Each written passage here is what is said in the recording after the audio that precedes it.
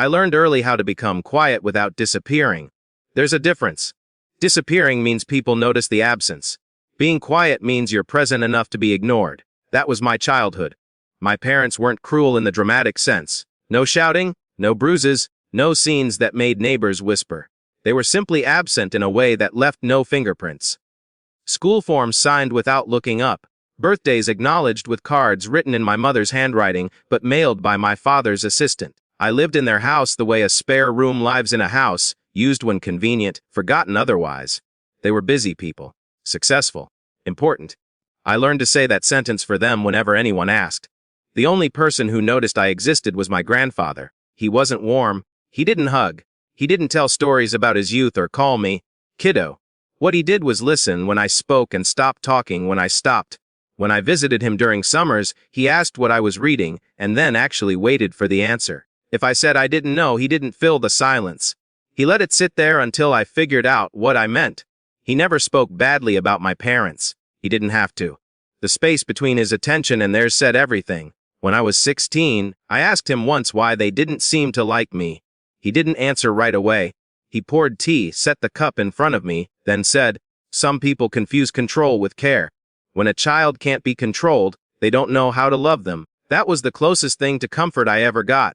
He paid for my education without announcing it. No speeches, no leverage. Just a quiet wire transfer and a note that said, "Study something that won't make you smaller." After graduation, my parents didn't come to the ceremony. My grandfather did. He didn't clap loudly. He stood when my name was called. That was enough. When he died, there was no dramatic bedside confession, no reconciliation scene. He passed in his sleep, leaving behind a life so meticulously organized that even his grief felt intentional. I expected to receive something small, a watch, a letter, a token that acknowledged our relationship without challenging the family hierarchy. Instead, his attorney called and asked me to come in. I remember the room, neutral walls, leather chairs that creaked slightly when you sat down. The attorney spoke slowly, professionally, as if reading the weather. He explained the estate, the holdings, the trust structures, the contingencies. Then he said, "You are the sole beneficiary." I laughed, not because it was funny, but because it didn't fit anywhere in my understanding of the world. He slid the documents toward me. My parents called 3 days later. It was the first time they'd called me directly in years. No assistant, no forwarded message. They spoke to me as if we'd had lunch the week before. There was confusion, they said. A misunderstanding. My grandfather had been ill, manipulated, influenced. They were concerned about my well-being, about the pressure such responsibility would put on someone like me. Someone like me. When I didn't respond the way they expected, didn't offer to share, didn't ask for guidance, their tone shifted. Not angry. Legal. They told me they'd filed a challenge. I hired a lawyer who specialized in estate litigation. He was calm in a way that felt earned, not rehearsed. He didn't promise victory. He explained process. "Don't engage with them," he said. "Let the document speak." The weeks before the hearing felt familiar. That low-grade anxiety of knowing people were talking about me without including me. The sense that a version of me was being constructed in rooms I wasn't allowed into. In the courtroom, my parents sat together, composed. They looked like a photograph from a magazine, wealth arranged neatly around bone structure and posture. They didn't look at me when I entered. I took my seat beside my attorney. The judge entered, everyone stood, everyone sat.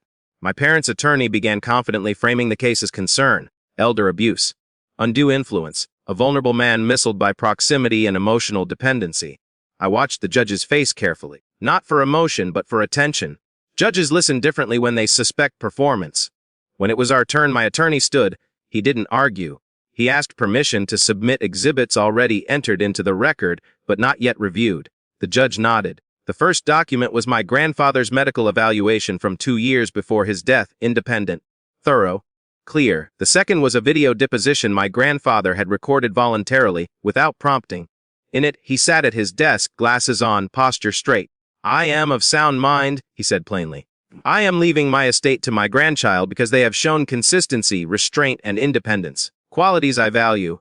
The courtroom shifted. Not dramatically, just enough to feel the air move. Then came the final document. My attorney said, "Your Honor, we ask the court to note that the plaintiffs were previously named beneficiaries until this filing." He handed the judge a document dated 18 months earlier, a legal complaint. Filed by my parents, against my grandfather. They had attempted to place him under conservatorship.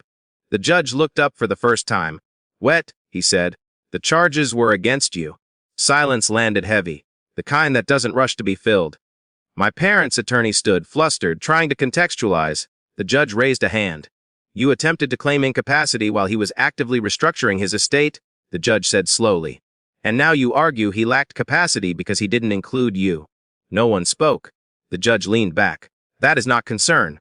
That is strategy. He dismissed the challenge, not with anger, with clarity. Outside the courtroom, my parents finally looked at me. There was something unfamiliar in their faces, not regret. Calculation interrupted. My mother opened her mouth as if to speak, then closed it. My father adjusted his cuff. I nodded once.